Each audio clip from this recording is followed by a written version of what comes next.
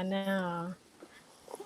Good Monday morning. So if you're here in Texas, I don't know where my kid is. If you're here in Texas in the, mid to south part of Texas, oh my gosh, we're getting snow and ice. Can you believe that? And us Texans can't drive in it. So please don't be out on the road. I'm just saying 100%. But you guys listening to Author Talk with me, Aimee, Russell, Valerie, and our lovely guest today is Morton. So you guys, last week, I told you guys I had to take my daughter, this one right here, to an ENT appointment. And let's just say we have to go back in 4 weeks to recheck it. And we're probably going to take stuff out. Well, she's not going, according to her. She's not going to go. So that's currently what is happening in my household. She's the one that's giving it to all of us, is what was decided. Okay. Is what was decided. And so we're just going to venture into this. We're probably having to get tonsils. And I don't know. I always mess those up. I always say like aneloids or whatever. But those other things. We have to get both of those probably out. Okay, don't make me cute. Don't get so detailed. It's not detailed. It's a name of a thing in your body. I don't know the name of it, Russell. Anyways. I see you got your room clean, right? No, Russell. It's a background. My room is... It's not better clean. than it was. Russell! I'm so done with you. And we've only been on for a minute and I'm over it. No, I'm just playing. But no, it's not. I still have Christmas I have to put up and I'm trying to pack because we're getting, slowly trying to start slowly packing for moving and all this stuff. So it's just a lot. And my office is the dump zone. Yeah, so my office is the dump zone. James, Happy New Year, my friend. We miss you. Yeah, we haven't heard from James in a while. I know, but what did everybody else do this weekend? That's what I did. I cleaned, did laundry, got Josh ready for his work trip, and now I'm single parenting it for the first time in the new year. So what all did everybody else do? See, Mark, she can do 100 things at once. She can. Yes. That's one thing Aimee can do. That and not show that she's holding her temper. She's terrible at hiding that she's mad. I can show what comes out of my mouth, but not my facial expressions. I'm known for that 100%. Same. But what all did you guys do? I hope your weekends were more eventful than mine. So who wants to go first and talk about them? Valerie. Well, I shoveled snow 16 times because I shoveled for ourselves and then my wife's mom, my wife's dad, and my wife's aunt. And so 4 times 4, 16 times I shoveled this. So do you have a snowblower, Mark? No, it was all. Okay, and here's the question. How can you live in Canada and not own a snowblower? I don't get it. Well, probably most people don't in the city because, it's not really a lot of distance that you got to, shovel. Out in the rural areas, people have snow blowers, but and often around here, there'll be one person on the block who will just go and do everybody's, but not on our block. That is so nice. I don't know if that would happen. I don't know if that would happen here because honestly, before we got, on to have this chit chat, I went out and looked at my front yard, right? Because my backyard's not as covered as my front yard. And there's like no one's moving. Like the road hasn't been touched. No one's outside. We're all just keeping to ourselves. But then again, us Texans don't do good in cold weather. And I'm one of those. I'm proud to say that. I don't do good in this 12 degrees that currently is going on outside. I like about 80. That makes me happy. I got to tell you, I'm a snow skier. I drive in the snow. It's a part of my activity. So I have no trouble with snow driving. The trouble is, and Mark, you would agree with this, the trouble isn't your driving. The trouble is the other person that doesn't know what they're doing driving. Yeah.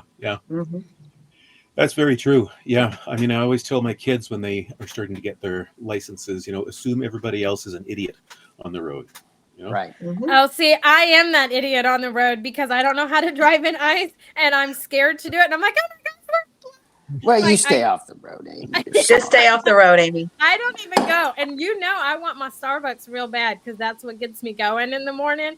But I'm just going to drink tea and go about my day because I'm not going to risk my own life and other people's lives. Because Well, I I've been to can't do Texas it. 4 times, and every time people have been so kind and generous. I suspect that if you had snow and somebody had a snowblower, they would do it.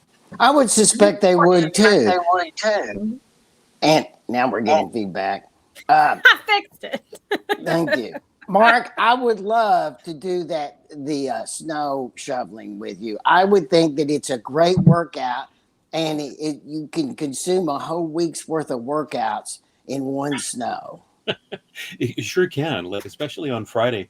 It was a very wet, heavy snow. Oof, Like the like when worst. you lift wet laundry. It's that kind of thing. So that was hard work. And then the next days it was light, fluffy snow. So that was good. But it's fun. I enjoy it. Just like raking leaves and stuff like that. It's a nice meditative thing to do. I did nothing this weekend. I played pickleball, sat in the hot tub, and lamented at most of my football teams losing. And that's what I did most this weekend. Oh, are you a Cowboys fan?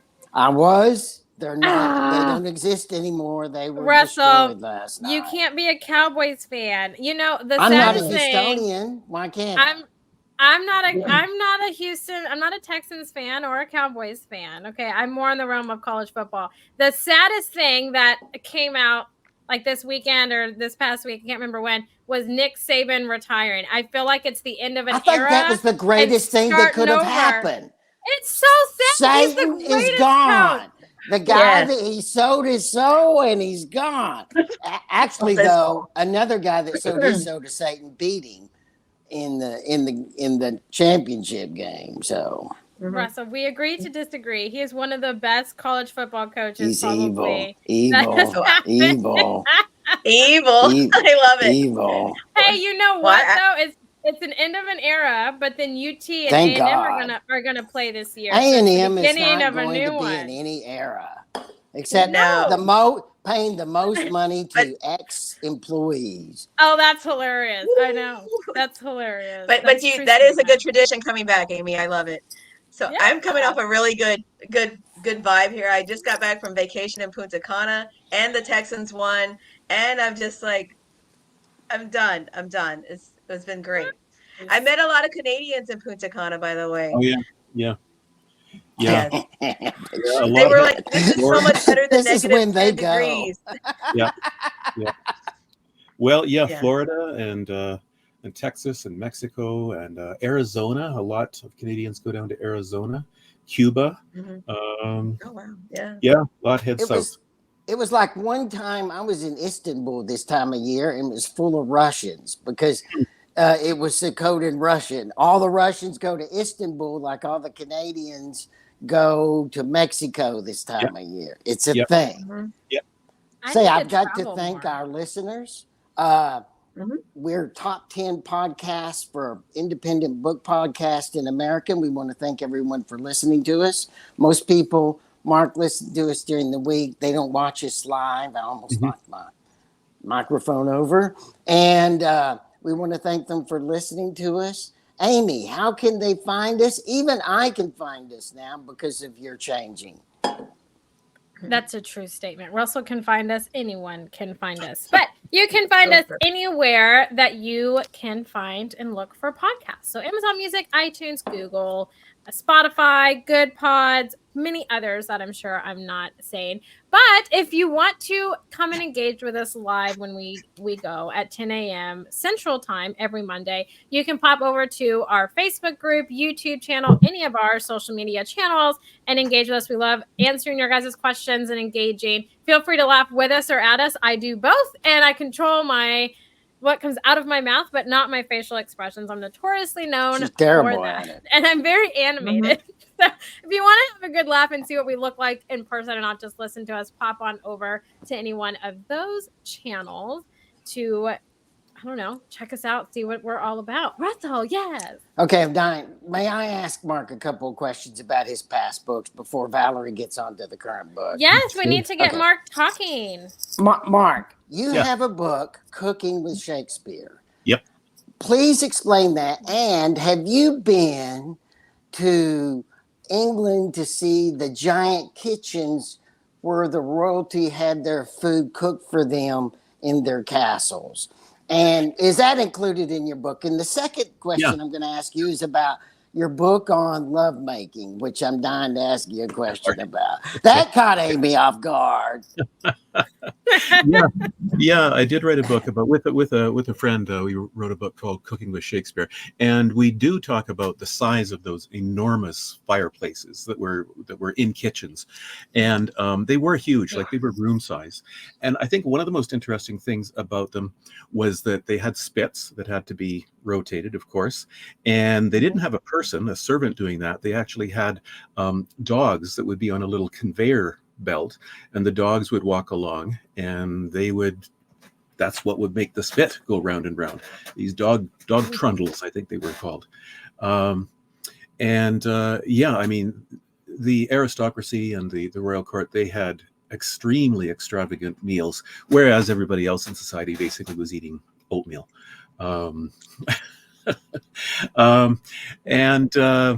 Yeah, my other book was well, in Canada, I called it The Lover's Tongue.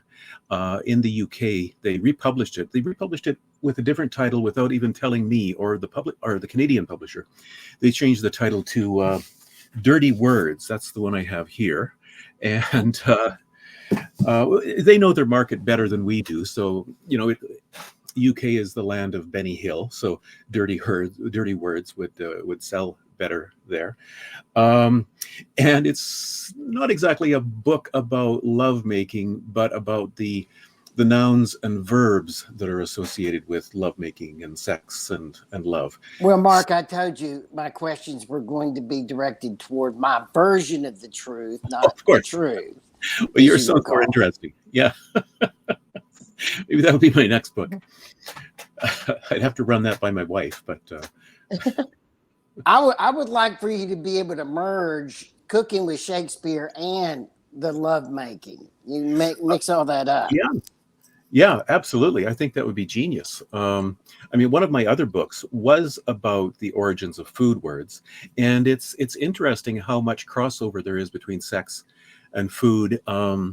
Like the word avocado, for example, that comes from a language in Mexico, Nahuatl, and avocado means testicle in that language. Yes, of course. I mean, they were maybe exaggerating things a little bit, but yeah. So there's lots of As words. someone originally from Texas, which the three of us are, that's actually not even surprising. I mean, because avocados, we love them that much. Yeah, It's been a part of our lives, all our lives. What are you saying, Aimee? Quit laughing. No, I got into this hole and I can't get out. Move on. But I have a statement though, because Mark, when you were talking about as Russell's version of the truth, your lovemaking book, which is actually like words, right? And kind of, I could see that being very beneficial for romance writers or writers that are writing those particular scenes to kind of make them come across and convey them right to the reader. So I can find that very interesting from an author's standpoint for other authors to utilize. So I think that's genius. And then, your food words and connecting them, like Russell was saying, makes sense because you do have, and then the romance genre in that arena, you have all kinds of different romance novels. You can have some that tie in cooking and you have a chef and all of those things that fall into their romance and then going down on other avenues and stuff. So it's interesting. I can see those being very beneficial for other writers in other genres that are wanting to convey those certain scenes and use the words that mimic to help provide that. So I've never heard of a book like that. And, I've been around, I guess, the block in terms of genres and writers and stuff. So I find that extremely fascinating and I want to check that out. I'm not a writer, but I want to check that out because I'm like, man, that would be so beneficial because I'm currently reading a lot of romance novels. So that would be interesting. I love it. But let's get you talking about the Headmasters. I know Russell really wants to dive into that title as well. So I'm going to let Russell do that. And then Valerie, we're going to get you getting Mark talking about Valerie, you go ahead. I'll save my attack questions toward the end because this is a really exciting concept. It's kind of different than everyone else's, and I want you to get into it. Hmm. Also, Mark, I wanted to talk about just the transition from this nonfiction body of work to your new book. Can you talk Yeah, about that, please? yeah, for sure. Yeah. So I'm I'm older than I want to be. Well, I guess I'm glad I've made it this far. But I'm 60 now. I just turned 60 on December 31st, and so I spent the first part of my life writing nonfiction books, and then my wife and I adopted 4 older kids, and that meant that our writing careers just came to a grinding halt for Hmm. 15, 16, 17 years until they were old enough to kind of be quasi-independent.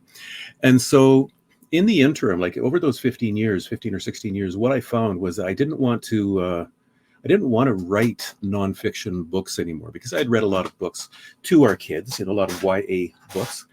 And I also found, um, I think Aimee and Valerie, I think you're both probably too young to have experienced this yet, but the memory starts to fade, and I just couldn't keep all the facts that I needed to write a nonfiction book in my head at one time. So I switched to writing fiction and really enjoyed it. So The Headmasters is my first novel, and I've also finished a second one. I haven't sent it out to publishers yet, and I've started a third, and I'm really, really enjoying it. Hmm. Yeah. And then just bringing this whole concept of the headmasters, like Russell was saying, it's intriguing. Just does anything that inspired you along the way, because it is a total like dive into like futuristic and just manipulation of the mind, all kinds of different things. What prompted all that? Yeah, well, two things, one very specific and one more abstract, I guess. In Texas, do you have wood ticks? Do you know We what have those are? ticks. Wood Yeah, we ticks? have ticks. Yeah, okay, ticks, If or we deer go ticks. hiking, yeah, we're just Yeah, yeah, exactly, exactly. Well, I grew up in Saskatchewan, the prairies of Canada, and there are lots of wood ticks there, and I absolutely hate wood ticks. They're as big as the end of a eraser on a pencil, and they bite into you, and then they swell up with your they're blood and stuff nasty. like that. They would always freak me out. And so when I wanted to start writing a novel, I thought, well, what's the creepiest thing I can think of? And it was wood ticks. Um, and then the other thing, the more abstract thing that I combined that with was just the fact that, there's so many people in the world, in Canada, in the US, in third world countries or developing countries and developed countries who kind of feel trapped, I think, in their station in life. It's kind of a generational cycle of trauma and poverty and things like that. So I wanted to create a world, a dystopian world in which the people who had survived this apocalypse were trapped in that way, trapped to such an extent that they literally can't even think about pushing back. They can't think about fighting against their captors, because if they do, their captors, the headmasters, they'll sense that and they will instantly kill them because they're attached to the back of their heads and the back of their neck and so on. So yeah, I wanted to combine those two things, wood ticks and this sense of just being trapped in an awful situation. And how do you get out of it then? Yeah. Exactly. Now, your main character, it sounds like, is she a teen herself? Yeah, she starts off about 12, and then by the end of the book she's 22. Yeah. Oh, mhm. Yeah, yeah. And she, That's a long journey for her. Yeah, it's in yeah, developing her personality and character development, all of that to bring that story to life. yeah. And she's obviously the protagonist, the hero, and she's the only one who sort of still has this remnant of wanting to push back against the headmasters and defeat them no matter what. And she's helped along the way by the fact that she's starting to get the memories of her grandmother into her own brain. And that's because these headmasters, they stick onto the back of a person until that person dies, and then they get transferred onto another person. So the headmaster, that the protagonist, her name is Maple, Mhm. she's Canadian, that she has belonged, well, it was attached to her grandmother, at one point, 60 years before. And so that's why she's slowly getting the memories of her grandmother back. And those memories can help her potentially defeat the Headmasters. That's the basic plot. Sounds very intriguing. Russell, what were you going to ask? Okay, here's the question. I'm not asking how she did it. That's that is an unpermitted question. Okay. What I want to know is, how did you develop your solution for the problem? Not what the solution is, but how did you work it out? You put your protagonist in an impossible hole. Yeah. So what was your process for figuring out, okay, how do I get her out of the hole? Well, you've all watched Mad Men, I assume, when it was on. And I really liked that show.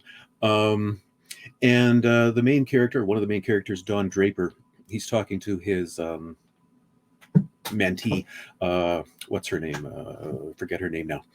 And she's trying to figure out how to come up with an idea for this campaign. And she goes to him and he says, here's what you need to do.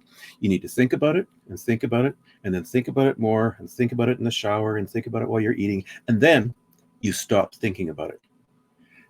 And after that, you know, when you're least expecting it, the idea will come to you, the solution will come to you. And I've always really found that, you know, that it's a way of combining, you know, your rational mind with the unconscious and drawing on them both. And so, yeah, with the Headmasters, I created this seemingly impossible situation where how could you possibly escape if you can't even think about escaping?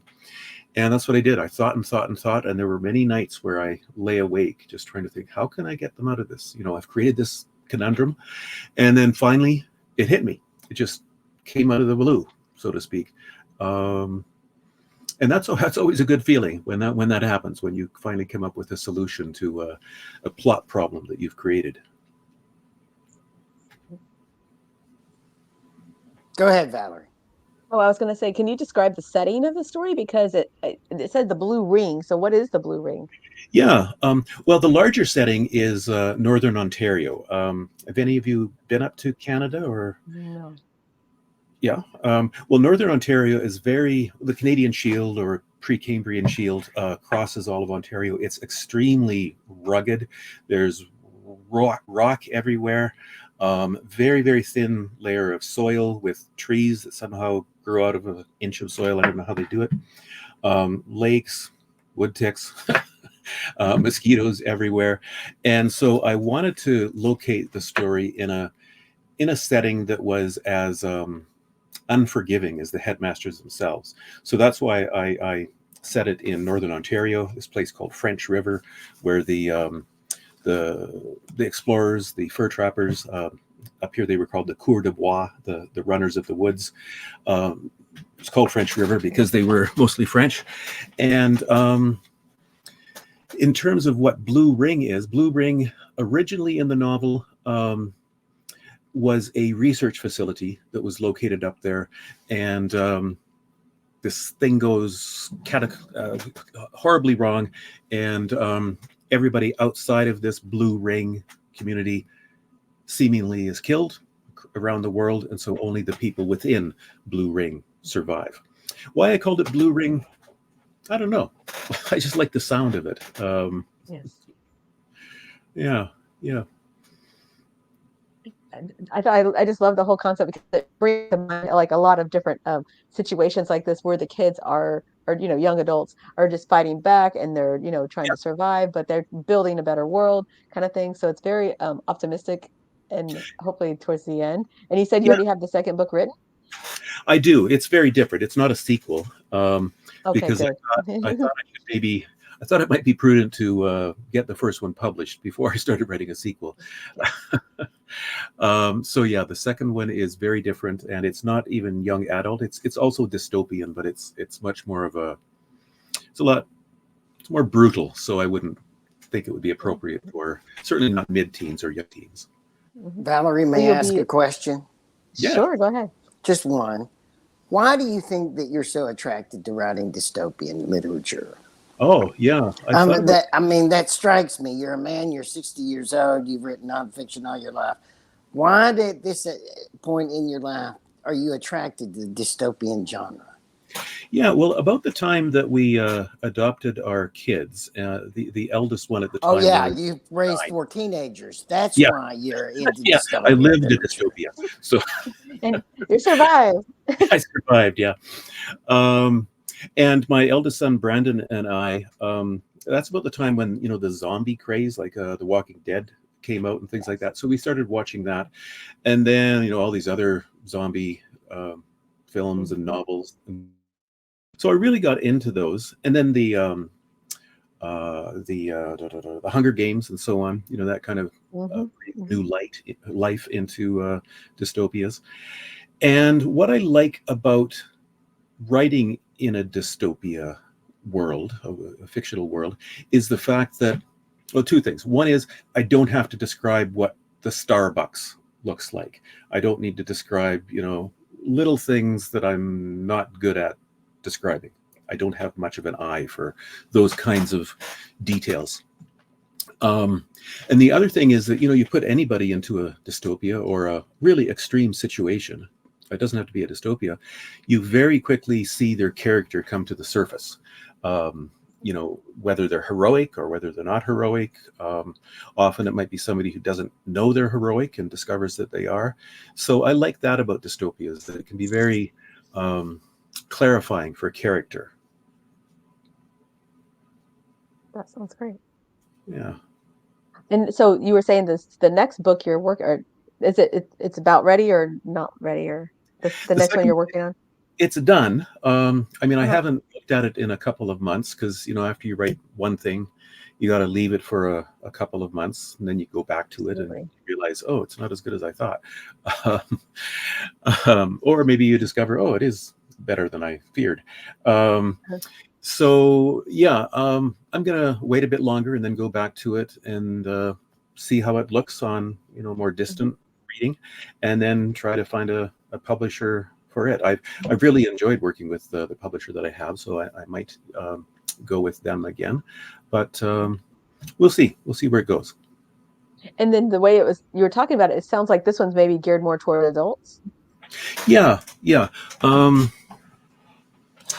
And it also doesn't have, the Headmasters has kind of a single arc. There's the problem of the Headmasters, and then, how does she not eventually defeat them? And there's some other subplots as well.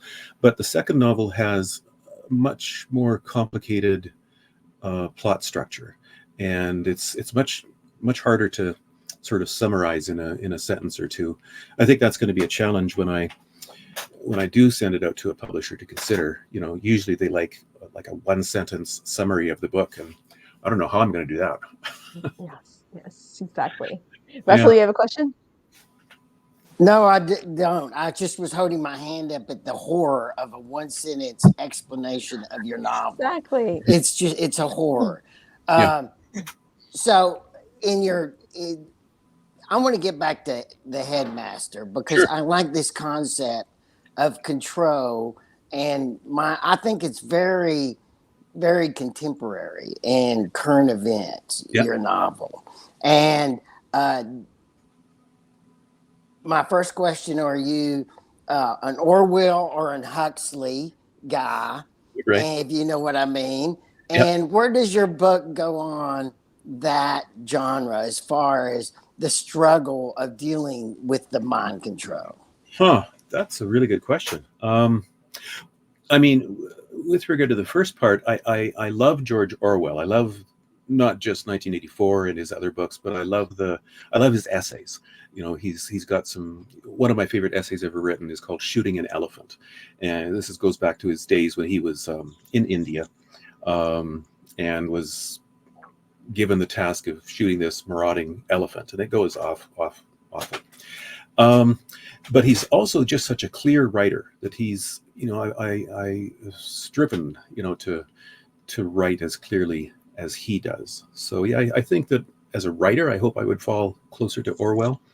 And I guess too, I hadn't made this connection, but the situation that Orwell, what's his name, Winston Smith, is in 1984, it's pretty inescapable. It's kind of similar because there's thought control. They even change history.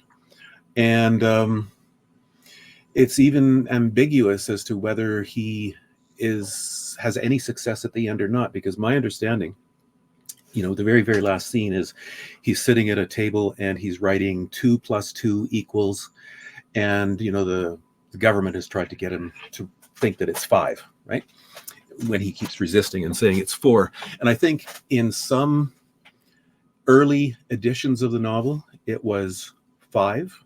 He writes 2 + 2 = 5, which suggests that he's been broken.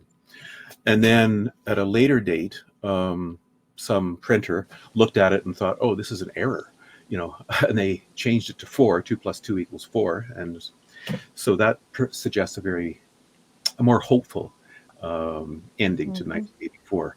But yeah, the people in 1984, that society, they're in an extremely difficult, impossible situation. Mm-hmm. Yeah, one that I fear that the world might be going in that direction too. I'll say this. I'll add this. I wrote another book called The End. I wrote it in 1999, and it was about how people at the ends of previous centuries celebrated or wrote about the end of their century. Awesome. That's awesome. It was a lot of fun to research. And what I discovered was that there's always people at the end of every century who are doom and gloom people.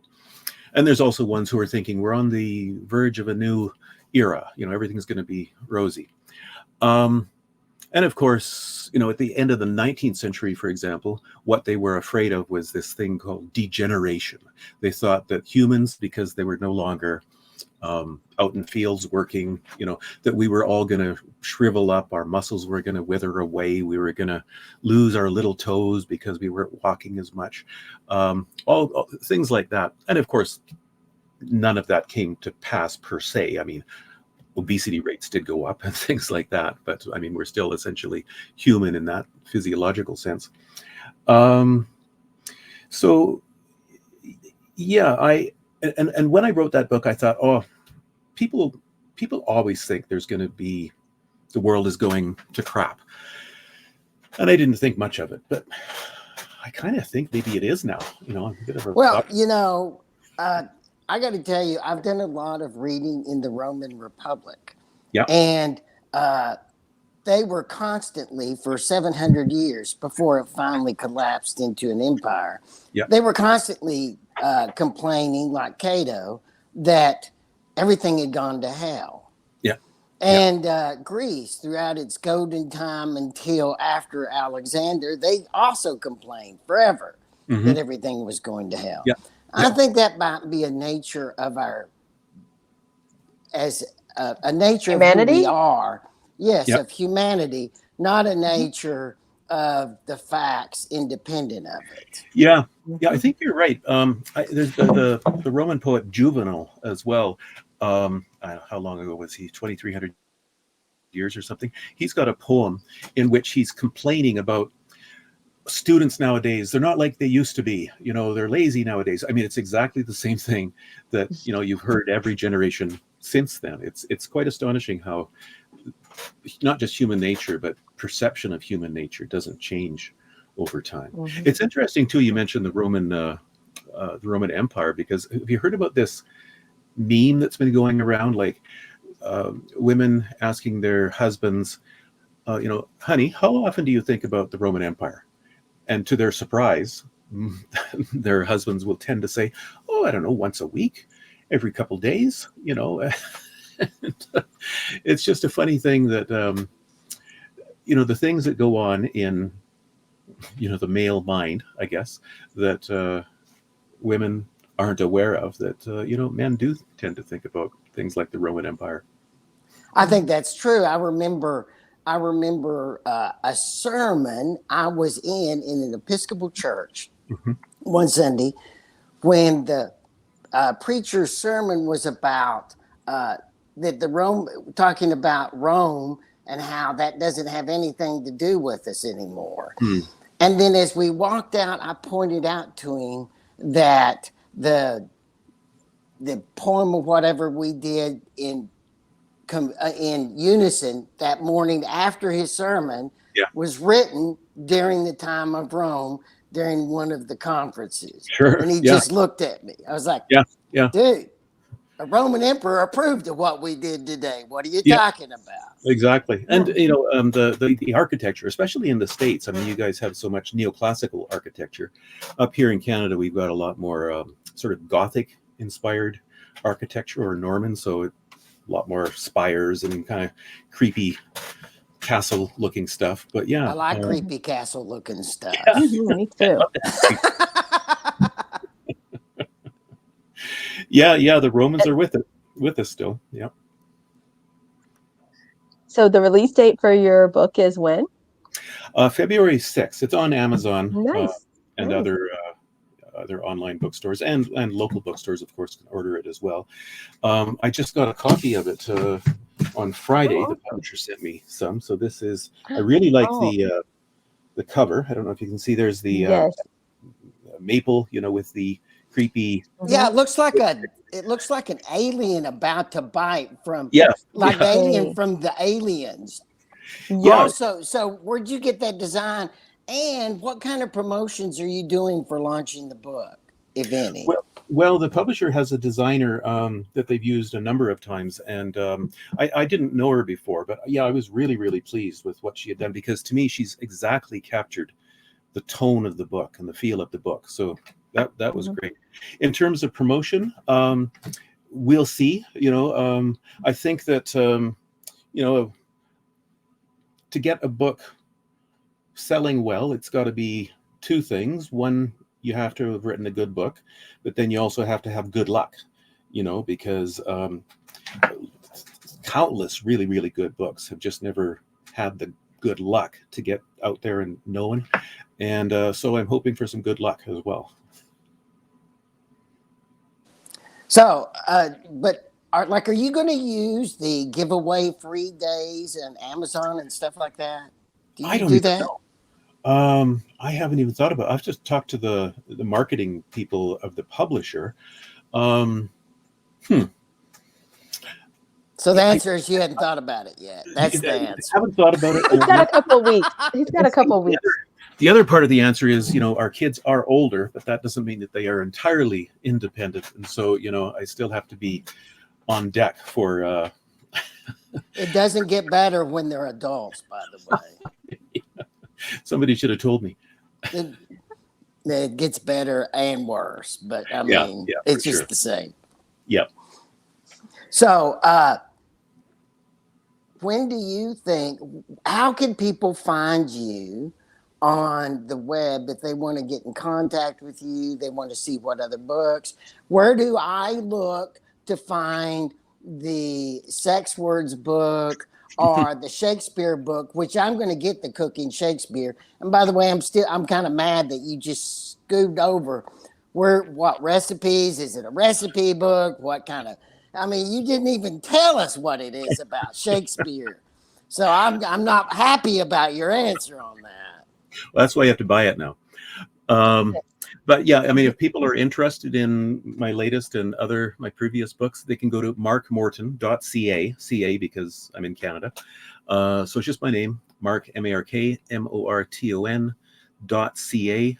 And all my books are listed there. And yeah, they're all, well, actually, with the exception of the one called The End, about the end of the century, they're all still available. Obviously, when 1999 passed, the market for a book about the ends of centuries kind of fell apart. So maybe in 2099, there'll be a big reprint of it. I don't think you're going to have to worry about that, Mark. No. But it's still good. It sounds like an amazing reference for anything, if for anyone. It was so fun to write. I mean, just so many interesting things. Can I give you one little story that I learned out of it? So there was a fellow named Higgs. I forget what his first name was. A Mr. Higgs, and he was kind of a promoter, and he came up with the idea that he wanted to get famous people, celebrities of the time, in 1899, to write something about the the end of one century and the beginning of the next. And so he rounded up like, I don't know, 100 people, something like that, ranging from Queen Victoria to Margaret Sanger, the founder of the Red Cross, and also Mark Twain. Mark Twain wrote him something, and what he wrote, not surprisingly, was a kind of a humorous take on it. And then he got the book with the 100 statements or little writings in it. Mark Twain looked at it, and he realized that everybody else had taken a very solemn, serious approach to writing about the end of one century, and he had written a very kind of frivolous thing. So he wrote the publisher of this book and complained that he hadn't been given more advice, and he said, "You have made me feel like a circus poster in a graveyard," which I just love that metaphor. Yes. Probably looking back on it more than 100 years later, and his quote is probably more appropriate than the rest of them. For sure, yeah. And of the 100 people that he that were included in the book, probably only about 5 or 6 are still known. I mean, it's kind of shocking, how people that we think are going to be famous forever aren't. Yeah. You mentioned earlier on, I think when we were just beginning the show, the Cowboys, right? When football is pretty big down there. Well, I just saw this morning that it's a little less big now than it was yesterday. Yeah. Well, I saw Taylor Swift up in one of those gallery boxes, and she had a Cowboys T-shirt. No, on. That was a Kansas City Chiefs. Kansas City Chiefs. Oh, let's not commit heresy. That's way more. That's way holier than anything Cowboy. Well, we don't follow American football as much, and we don't have any college football to speak of down here. No. Or up here, Terrible. Yeah, you do, Mark, because all your Canadian players come down and play here. Well, that's where they go. Yeah. I'm still not over. I'm not over the fact that Russell is still so upset that you just kind of brushed over your food group. Like fruit where do we get these recipes? Are they a recipe book? Is it a cookbook? Is it different stories in Shakespeare? He just, you notice, and I gave him another shot and he was like, I don't give a shit. We're just gonna move on. I'll give you a little taste then. It does contain about 200 recipes from Shakespeare's time, and those range from puddings that are actually quite good. And my co-author and I, we tried to make as many of these recipes as we could. So the puddings are quite good, but then some of them are things like a stew made of sparrows. Another one is a peacock, which is served with its feathers on, and flames are coming out of its beak. It sounds Roman almost, what you're describing. Yeah, exactly. Well, it was, yeah. And they also had this thing called engastration, where they would put one animal inside another when they cook it, like the turducken. You've heard of that? Yes, turducken. Yes. Is that Yeah, that's a thing. Yes, we have those here. He froze on us. Oh no. He froze at the word. Literally froze it. Am I back? You're back. Turducken froze you. Maybe turducken is a word that the internet doesn't want me to say. I don't know. Anyways, the Romans invented not turducken, but engastration, this process of. But and then it's got a lot of cultural history about food, like puffins. The bird called the puffin. Well, back then, you weren't supposed to eat meat on Friday. And supposedly it was because of the Catholic Church. It wasn't really. It was because Queen Mary wanted to support the fishing industry. So eating meat on Fridays was actually illegal. But the puffin, because it's such a water bird, and if you've ever seen it swimming around in the water, it looks like a fish. The puffin was actually considered a fish. So you could can't believe someone would eat something as wonderful as a puffin. That's horrible. But the one thing they didn't eat because they thought it was a bug? Lobster. Oh boy. That's interesting. Lobster was like what the poorest of the poor would eat. Yeah. Like tomatoes were considered bad. Tomatoes were considered poisonous. Exactly. Well, and in fact, the leaves are, because it comes from the My father thought tomatoes were poisonous too. Yeah. Tomatoes and tobacco and nightshade, they all come from the same family. Yeah. Oh my goodness. Well, Russell, you finally got your answer about what the book is about. You finally I'm got going to it. have to buy this book. I'm actually going to his website. I don't usually say this directly. This is He something doesn't. Aimee sometimes says. But I'm actually, Cooking and Shakespeare book is something I have to have. Oh, cool. I have to have that book. Yeah. It's love got it. great woodcut illustrations from the 16th century as Oh, well. very cool. Yeah. Even better for Russell. Even better. Exactly. Oh my gosh. See, time flies in these conversations and just diving in and getting the story behind the story and behind the author, right? Which I love. Sandy Lawrence, who used to be on this show, is notorious for saying that, right? Story behind the story. So, oh my gosh, it's just been so much fun. So let's do closing Super enjoyed it. comments. Yeah, let's do closing comments, questions, statements. Valerie, I'm going to kick it to you first. Russell, then you. Mark, Valerie. it's been great meeting you. Really intrigued about, the new story and this, the fact that you ventured off into this tangent. It sounds amazing. Thank you. Thank you so much. Good to meet you, Valerie. Mind controlled dystopia and Shakespeare. I think I like you. So you have interesting subjects that I'm interested in. Thank you.